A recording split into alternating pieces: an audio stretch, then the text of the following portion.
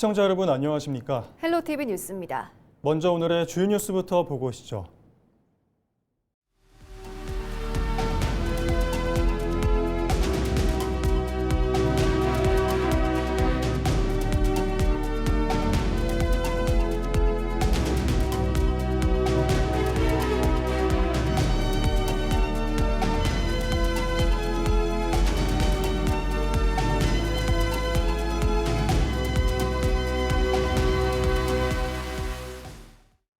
강원 지역에 35도를 웃도는 찜통더위가 이어지고 있습니다. 특히 영서 지역은 동풍의 영향으로 체감온도가 38도를 넘어섰는데요. 시민들은 더위를 식히기 위해 물놀이장으로 향하고 있습니다. 보도에 전소연 기자입니다. 뜨거운 햇빛이 내리쬐는 아스팔트 위로 이글거리는 아지랑이가 피어오릅니다. 거리를 걷는 시민들은 모자와 양산으로 햇볕을 가린 채 걸음을 재촉합니다. 오늘 아침에 폭염경보도 뜬 거 봤는데 확실히 햇빛이 좀 쨍쨍한 것 같고 많이 더운 것 같습니다. 강원 지역은 낮 기온이 35도 안팎까지 올라가는 찜통더위가 이어지고 있습니다. 특히 지난 6일 춘천 횡성 홍천은 체감온도가 38도를 웃돌면서 강원 지역 사상 처음으로 폭염 중대경보가 내려졌습니다. 북태평양 고기압의 영향으로 덥고 습한 동풍이 산맥을 타고 넘어오면서 기온이 더욱 상승해 영서 지역에 폭염이 이어지고 있습니다. 시민들은 잠시나마 더위를 식히기 위해 도심 속 물놀이장을 찾았습니다. 물놀이에 푹 빠진 아이들의 얼굴엔 웃음이 가득합니다. 오늘 되게 맛있는 것도 먹고 이런 데 시원한 데 와서 저런 미끄럼틀 같은 것도 타고 되게 재밌어요. 주방에 있을 때보다 바깥이 더 더워요. 차라리 가게 주방에 있는 게 나을 것 같아요. 근데 어쨌든 나오니까 너무너무 시원하고 좋아요. 40도 가까이 되는 폭염은 주말 사이 소나기가 내리면서 한풀 꺾이겠지만 다음 주까지는 30도 넘는 무더위가 계속될 전망입니다. 헬로티비 뉴스 전소연입니다. 올해 상반기 속초를 찾은 외지인 방문객이 지난해보다 늘고 숙박과 관광 소비도 함께 증가한 것으로 나타났습니다. 한국관광공사 관광 데이터랩 분석 결과 올해 1월부터 6월까지 속초시 외지인 방문객은 1,200만 명으로 지난해 같은 기간보다 33만 명, 2.9% 증가했습니다. 방문객은 경기도가 31.8%로 가장 많았고 강원도와 서울시 순이었으며 숙박 방문객도 지난해보다 3.1% 늘었습니다.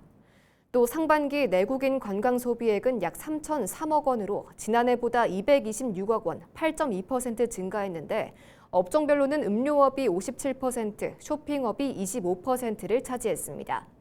속초시는 자연환경과 먹거리, 숙박시설이 연계되면서 체류형 관광도시로서 경쟁력이 강화된 것으로 분석했습니다.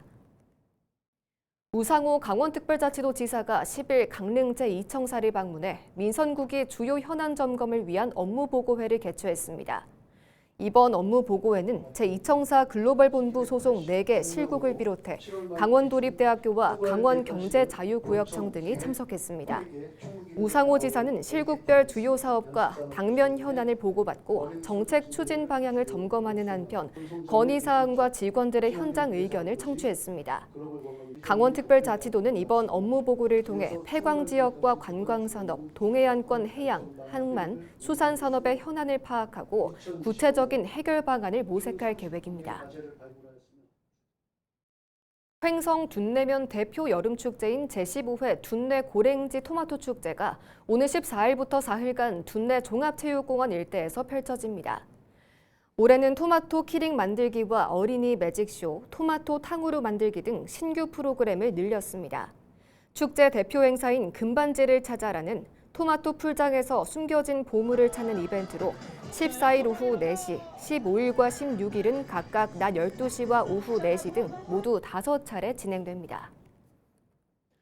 기록적인 폭염이 이어지는 경남 지역은 이른바 마른 장마의 여파로 가뭄까지 확산되고 있습니다. 농업용 저수지는 바닥을 드러내고 계곡마저 말라붙으면서 농촌과 관광지 모두 비상이 걸렸습니다. 전주현 기자가 취재했습니다. 아이들이 시원한 물속을 뛰어다니며 더위를 식힙니다. 친구들과 물을 뿌리며 장난을 치고 부모 손을 잡고 물에 발을 담그는 아이들. 도심 물놀이장은 잠시나마 무더위를 잊게 하는 피서 공간이 됐습니다. 하지만 기상 관측이 시작된 1904년 이후 122년 만에 처음으로 42.5도를 기록한 양산은 기온이 다소 내려갔어도 불볕 더위는 여전합니다. 시민들은 마치 실외기 바람을 맞는 것처럼 숨이 턱 막힌다고 말합니다. 차로 다니니까 몰랐는데 이제 마트 같은 데 가서 잠깐씩 내릴 때 너무 숨 막히는 느낌이었어가지고 안 나오게 되더라고요. 폭염에 가뭄까지 겹치면서 농촌의 시름은 깊어지고 있습니다. 경남 18개 시군 가운데 11곳이 농업용수 가뭄 비상대응 경계 단계에 들어갔습니다. 도내 평균 농업용 저수율은 6일 기준 37.5%로 평년 대비 52.2%를 크게 밑돌고 밀양은 저수율이 6일 기준 30.3%까지 떨어졌습니다. 계속된 가뭄으로 계곡도 메말랐습니다. 물이 흐르던 자리는 거대한 돌밭으로 변했고 피서객도 지난해보다 75% 이상 감소했습니다. 경남도는 폭염과 가뭄 피해를 줄이기 위해 긴급 예산을 확보하고 대응에 나섰습니다. 예산은 저수지 준설과 양수장 송수관로 설치, 관정 개발, 양수기와 급수 장비 지원, 살수차 운영 등 긴급 용수 확보 사업에 투입됩니다. 특별교부세도 추가적으로 7개 시군 이외에 11개 시군에 대해서도 저희가 농업용수 개발이라든지 가뭄 대책비로서 요청을 하고 있다는 관계 기관과 함께 협력해서 또 폭염과 또 그리고 가뭄에 대해서 행정력을 집중해 나가도록 하겠습니다. 정부도 지난 6일 열린 폭염 가뭄 대처 상황 점검 회의에서 남부 지방을 중심으로 가뭄이 심해지고 있다며 중장기적인 대책을 주문했습니다. 특히 남부 지방 중심으로 가뭄이 심화되고 있는데 선제적 대응이 필요하겠습니다. 당분간 비 예고도 없는 만큼 대체 용수 공급 또 양수 장비 가동 등을 적극 추진해서 안정적인 용수 공급에 차질이 없게 해야 되겠습니다. 기록적인 폭염과 극심한 가뭄 속에 경남 전역이 바짝 타들어가고 있습니다. 기상청은 당분간 비다운 비 소식 없이 무더위가 이어질 것으로 전망했습니다. 폭염에 가뭄까지 장기화되면서 농업은 물론 도민들의 일상까지 피해가 커질 것으로 우려됩니다. 헬로티비 뉴스 전주연입니다. 가뭄 피해는 도심도 마찬가지입니다. 부산의 산동네 마을들은 폭염에 물 걱정까지 이중고를 겪고 있는데요. 상수도가 없어 산에서 내려오는 물에 의지해 살고 있는 주민들이 물줄기가 말라버리면서 생활 자체가 어려워진 건데요. 안수민 기자가 다녀왔습니다. 산비탈에 자리 잡은 부산 북구 만덕동의 한 마을. 마을의 공동 물탱크 뚜껑을 열어보니 안이 텅 비어 있습니다. 이곳에 사는 주민 50여 명은 상수도 시설이 없어 산에서 내려오는 계곡물을 끌어다 씁니다. 공동 물탱크에 물을 모아 집집마다 놓인 소형 물탱크로 옮겨 쓰는 방식인데 최근 폭염에 이마저 말라붙었습니다. 올여름 비도 적었던 데다 극한의 폭염 속에 산에서 내려오던 물줄기가 뚝 끊겨버린 겁니다. 제가 서 있는 이곳이 마을 하천입니다. 물이 말라버려서 이처럼 바닥을 드러낸 지 오래인데 예전 같으면 상상도 못할 풍경입니다. 집집마다 놓인 소형 물탱크도 사정은 마찬가지. 바닥에 남은 물이 전부입니다. 마실 물도 씻을 물도 없어 일상생활이 중단된 상황. 이게 시작된 건 한 2달 전에부터인데 지금 심한 거는 물 한 방울도 거의 남아있지 않는 건 한 20일 정도 됐어요. 마실 물이 있고 살아야 되지 우선. 마실 물도 있어야 되고 몸도 좀 씻어야 되고. 근데 솔직히 속옷을 못 씻고 있어요. 보다 못한 지자체와 소방이 물 공급에 나섰습니다. 좁은 산길을 따라 소방차가 호스를 늘어뜨리고 마을 물탱크에 물을 채워 넣습니다. 그 물탱크 차 6톤짜리 한 대, 4톤짜리 한 대, 2대를 활용해서 30톤 공급 예정입니다. 하지만 이렇게 채운 물도 타는 듯한 더위 앞에서는 며칠을 버티기가 어렵습니다. 우리 공공기관에서 여러 각도로 지금 물 공급에 지원을 해주고 있습니다만 그 물량으로서는 우리 마을 분들이 다 사용하기에는 턱없이 부족해서 앞으로 좀 획기적인 방법으로 이게 지속적으로 좀 물이 공급될 수 있도록. 더위에 더해 주민들은 물 한 방울까지 아껴야 하는 유난히 혹독한 여름을 버티고 있습니다. 헬로티비 뉴스 안수민입니다. 폭염과 가뭄은 날씨에 크게 영향을 받은 농가에 직격탄이 되고 있는데요. 가뭄으로 인해 더위를 이기지 못한 가축 폐사가 속출하고 있고 농작물 피해도 우려되고 있습니다. 임희정 기자의 보도입니다. 숨조차 쉬기 힘든 찜통 더위에 충남 지역 축산 농가의 피해가 잇따르고 있습니다. 최근 충남에서 더위를 이기지 못하고 폐사한 돼지와 닭 등 가축은 4만 8천여 마리. 농가에서는 분무시설과 대형 선풍기를 총동원해 체온 낮추기에 안간힘을 쓰고 있지만 역부족입니다. 분무하고 안개처럼 나오는 게 있어요. 네. 그런 거하고 선풍기하고 그런 거 위에는 뭐 달리 어떻게 방법이 별로 없는 것 같아요. 열대야로 밤에도 고온이 유지되면서 피해를 막으려면 선풍기 등 시설을 24시간 가동해야 하는 상황. 하지만 농민들에게는 쉽지 않은 선택입니다. 급격하게 늘어나는 전기요금 때문입니다. 가축 피해를 막자니 전기세 폭탄이 무섭고 장치를 끄자니 집단 폐사가 우려되는 이중고에 시달리고 있습니다. 예전 같으면은 좀 선풍기를 끄고 온도를 조절하면 선풍기가 좀 멈추고 그랬거든요. 근데 지금 원체 막 더우니까 밤에도 선풍기를 멈추질 않고 자동 센서를 해놔도 사용량이 많죠. 그래서 전기세가 많은 거죠. 수확기를 앞둔 농작물 사정도 마찬가지입니다. 아직 지자체에 공식 접수된 대규모 피해는 없지만 강한 햇빛과 고온의 열매가 타들어가는 과수 일소 현상과 벼 조기 출수 등 농작물 전반에 생육 장애 우려가 커지고 있습니다. 일단은 밭작물 같은 경우에는 건조 피해가 예상이 되고요. 벼 같은 경우에는 이제 조기 출수가 된다든지 또 원예작물은 스트레스로 인해서 생산성이 저하되고 과수 같은 건 일소 피해가 발생을 하면 전문가들은 당분간 고온다습한 날씨가 지속될 것으로 보이는 만큼 수분 유지와 기온 상승 억제가 무엇보다 중요하다고 강조하고 있습니다. 수분을 계속 유지하시고 지온 상승을 억제해 주시면 되시겠고 그리고 볏짚 등으로 토양을 피복해 주셔가지고 수분 증발을 억제해 주시면 되시겠습니다. 당분간 극심한 폭염이 계속될 전망인 가운데 폭염 피해를 줄이기 위한 농가의 힘겨운 사투는 계속될 것으로 보입니다. 헬로티비 뉴스 임희정입니다. 지자체들도 폭염 피해를 막기 위해 그야말로 총력전에 나섰는데요. 도심엔 시원한 물 안개가 등장했고 고령층이 많은 농촌에선 찾아가는 건강관리가 한창입니다. 고정민 기자가 취재했습니다. 뜨겁게 달아오른 도심 아스팔트 위로 살수차가 시원한 물줄기를 뿜어냅니다.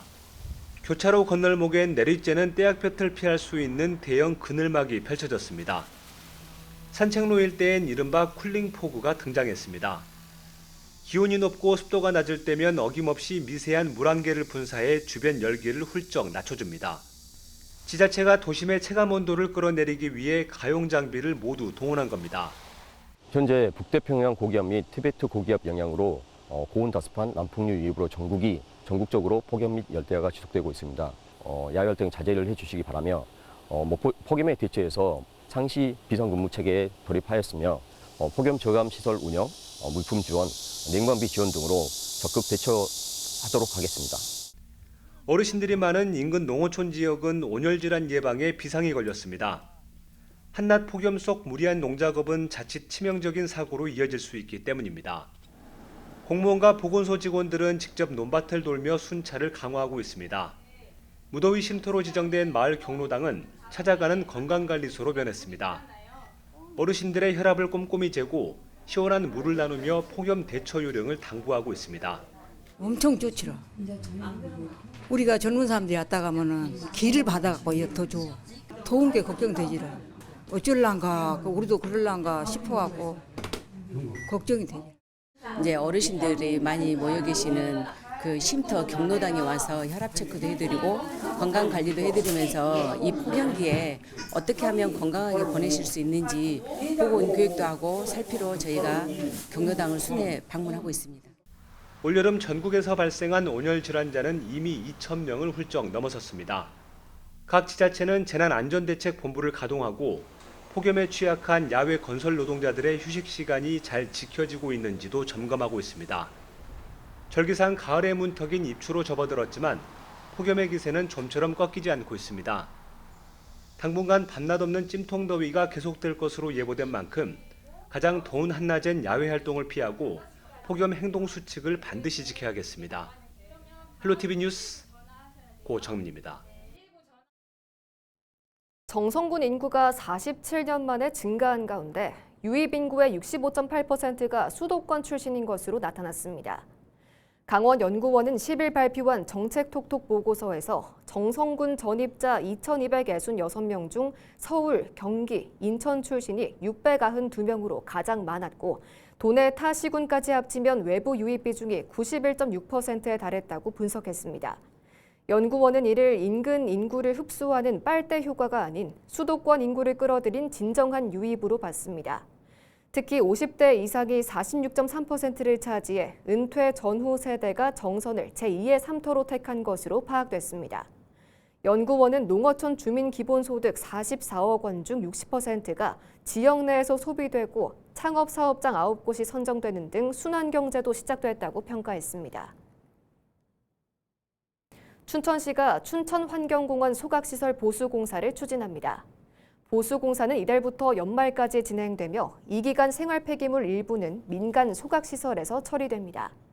춘천시는 2030년 생활 폐기물 직매립 금지 시행 이전 민간 위탁 처리를 통해 매립장 사용 연한을 최대한 확보한다는 계획입니다. 동해시가 시민들의 생활 여건과 정책 수요를 파악하기 위해 12일부터 다음 달 1일까지 2026년 동해시 사회조사를 실시합니다. 올해로 10회째를 맞는 이번 조사는 지역 내 표본 1000가구를 선정한 뒤 13세 이상 시민을 대상으로 소득과 주거, 교육 등 8개 부문 48개 항목을 파악합니다. 조사원이 대상 가구를 직접 방문하는 방식으로 진행되며 시민 편의를 위해 오는 25일까지 인터넷 조사와 자기 기입식 조사도 병행합니다. 동해시는 조사 결과를 시민생활 만족도와 정책 수요 등을 파악하는 시정의 기초 자료로 활용하고 최종 결과는 내년 4월에 발표할 예정입니다. 해군 이람대 사령부 창설 80주년 기념 행사가 성황리에 마무리됐습니다. 해군 이람대는 지난 7일 동해 도심과 군항 일대에서 부대원과 군가족, 시민들이 참여한 가운데 선봉 야행을 개최했다고 밝혔습니다. 이날 공군 블랙 이글스의 축하 비행을 시작으로 걷기 대회와 군항 야간 개방, 군악대 공연 등 다채로운 프로그램이 펼쳐졌습니다. 특히 군항에서는 시민들이 군함을 배경으로 사진을 찍고 창설 80주년 기념 전시와 군악 연주회를 관람했습니다. 해군 이람대는 지난 3일부터 닷새간을 창설 80주년 기념주간으로 정해 봉사활동과 헌혈증 기부 등을 진행했으며 앞으로도 동해 수호와 지역사회와의 상생을 위한 활동을 이어갈 계획입니다. 원주시가 35세 이상 60세 미만 구직자의 취업 지원을 위해 정규직 일자리 취직 지원 사업 참여 사업체를 모집합니다. 이번 사업은 관내 사업체가 35세 이상 60세 미만의 원주 시민을 정규직으로 채용할 경우 한 명당 월 50만 원씩 최대 6개월간 인건비를 지원합니다. 참여를 희망하는 사업체는 오는 21일까지 원주시청 기업지원 일자리과 일자리 창출팀을 방문해 신청하면 됩니다. 삼척시와 강원도가 오는 12일부터 2026년 사회조사를 실시합니다. 사회조사는 시민을 대상으로 주요 관심사 및 사회적 인식 변화 등을 파악해 지역 정책 수립과 연구 기초 자료로 활용되는 조사로 매년 실시됩니다. 조사 대상은 조사 기준 시점 현내 관내 950표본 가구의 13세 이상 모든 가구원을 대상으로 49개 문항을 조사할 계획입니다. 양구군이 청년 창업 지원 사업 넥스트로컬 8기 지역 캠프를 개최했습니다. 이번 캠프는 지역 자원을 활용한 청년 창업을 지원하기 위해 마련됐습니다. 참가팀들은 양구 농특산물을 활용한 가공식품 개발, 지역 관광자원 연계 콘텐츠 사업 등 창업 아이디어를 발표했습니다. 이상으로 뉴스를 마칩니다. 시청해주신 여러분 고맙습니다.